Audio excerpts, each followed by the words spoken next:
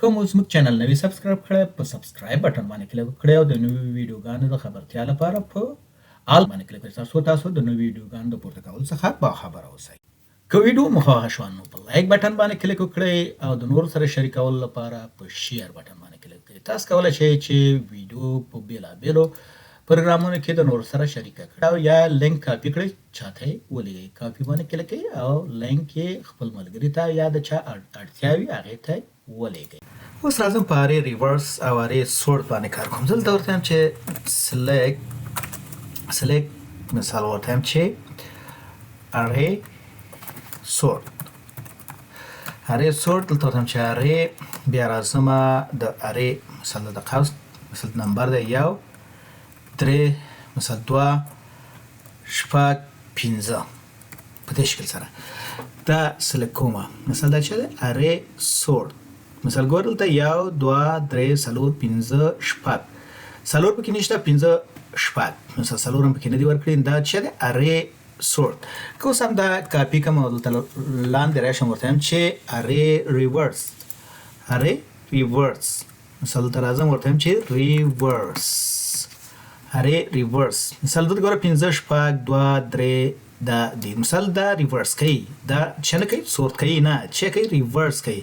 مثال ګوره یو مثال 3 2 ګوره 1 3 2 د دې خوان شو دا چې کوي ریورس کوم. دا شی موږ په ټیبل باندې هم امپلیمنٹ کولای شو چې څنګه خپل ټیبل کې دا دغه کوته چې سلیکټ ورته سکیل راځم دلته سکیل ته سکیلز دلته ورته هم چې ارې سورت اول ورته نیسم ورته سکیل دلته ورته لیکم چې از سورت دی راسن لیکم چې سورت ځکه چې دواړه یو شی دی. بیا راځم ورته هم چې ارې ریورس چې شی سکیل دلته ورته لیکم چې ریورس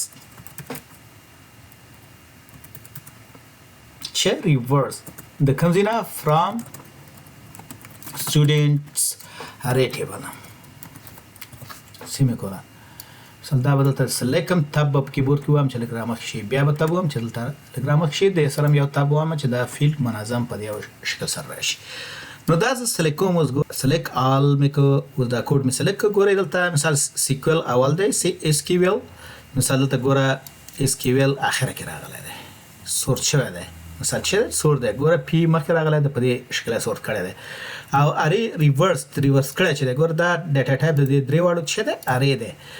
دلته که زه راشم په دې کې مثال که وګورئ ریورس چې دی دلته پاور بی اخر دی ګوره دلته اول دی دلته پوسټګریس مثال د دې خوان دویم دی دلته دویم دی په دې شکل سره دا راغلی SQL چې دی اخر ته تللی دی او دا چې دی دا سورت دی مثال سورت کې لکه اکسس VB.net ګوره VB.net اکسس ریورس کړی دلته اکسس مخکې دی.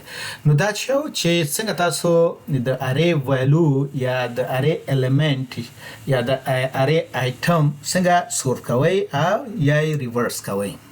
ډیره مننه چې دا ویډیو مو تر پایه پورې وکتله. که ویډیو مو خوښه شوه مهرباني وکړئ لایک یې کړئ او خپل نظر مو د کمنټس په برخه کې زموږ سره شریک کړئ. ستاسو ملاتړ موږ هڅوي چې نورې ګټورې مسلکي او تخنیکي ویډیوګانې هم در سره شریکې کړو.